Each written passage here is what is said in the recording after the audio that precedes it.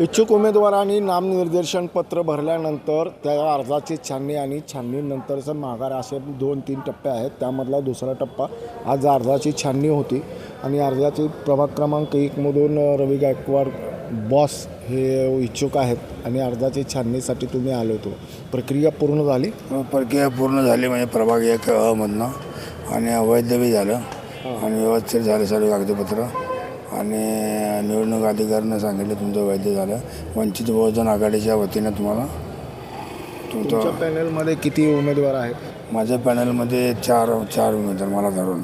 तुम्हाला धरून 4 उमेदवार. एक रुपनर म्हणून आहेत, एक पक्षाचे ते वंचित बहुजन आघाडीचे आहेत आणि वंचित बहुजन आघाडीचे सुहास चव्हाण म्हणून आहेत आणि दुसरे ओपनमधून गायकवाड म्हणून आहेत, ते बी वंचित बहुजन आघाडीचे आहेत. तुम्ही मधून आहात.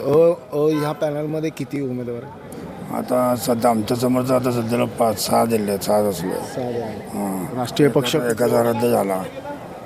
कुणाचा? ते राष्ट्रवादी अजित पवार गटाचा फॉर्म काय तर त्यांचं चुकलं म्हणून काय तर त्यानंतर रद्द रिव्ह्यू फॉर्म मिळाला असताना त्यांचं फॉर्म रद्द झाला. असं काय एकूण मतदारांना काय आव्हान करा?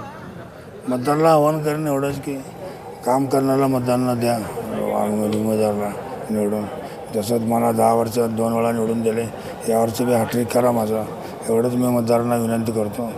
आणि वंचित बहुजन आघाडीच्या वतीनं मी निवडून 100% येणार. नक्कीच निवडणूक प्रक्रियेच्या ह्या छाननीनंतरचे हे उमेदवार अधिकृतपणे बाहेर आलेले आणि त्यांनी या मतदारांना देखील आव्हान केलं आहे. ब्रेड न्यूज करता यासीन शेखसह मी नितीन पात्र.